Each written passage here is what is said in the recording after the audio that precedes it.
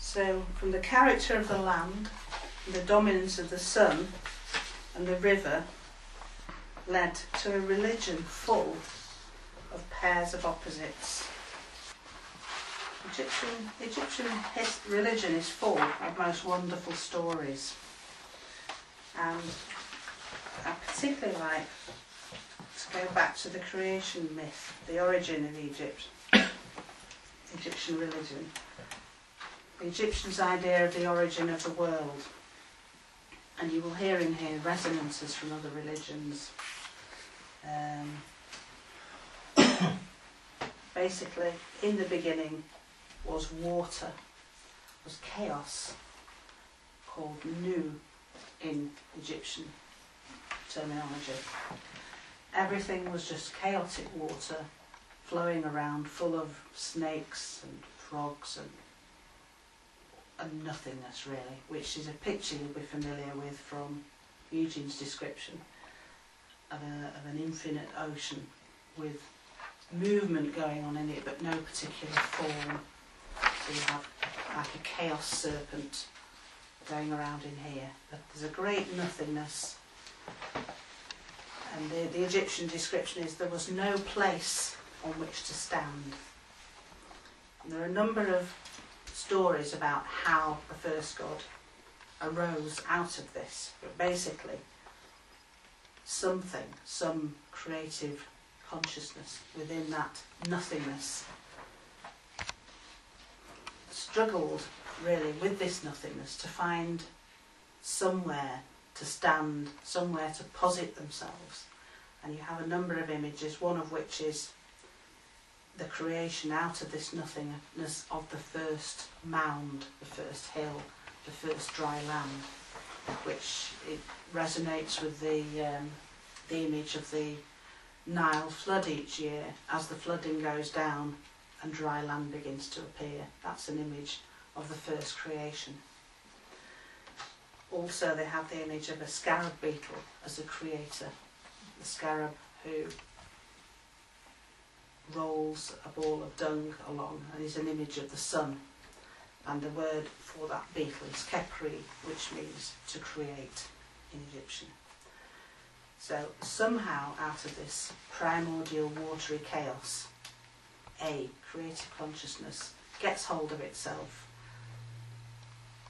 like the serpent with the tail in the mouth. There's also an image of Osiris curled round and actually with his feet standing on his own head to create a world, to create the first point. And so out of this water comes the creator god. In different towns, different parts of Egypt, they will give this god different names, slightly different stories, but it's usually the god of the sun who emerges out of the waters in a variety of forms, whether it's the first mound or whether it's a lotus with a child's head popping out of it, or this scarab beetle. These are all sun images. That solar first being was alone, and in various ways of describing it had to create out of himself other beings to populate the world. He spat forth Shu and Tefnut, who are the first pair of gods. Shu represents air and space. Tefnut represents moisture. Shu is pictured as a man with a feather on the top of his head. Tefnut is a spitting lioness.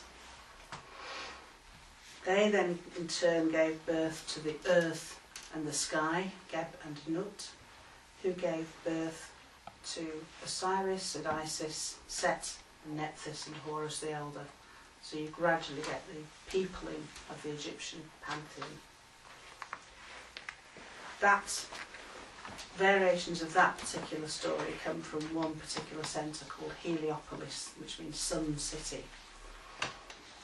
You also have another myth at Memphis, where the creator God is the god Ptah, who is a supreme artisan, a potter who creates mankind.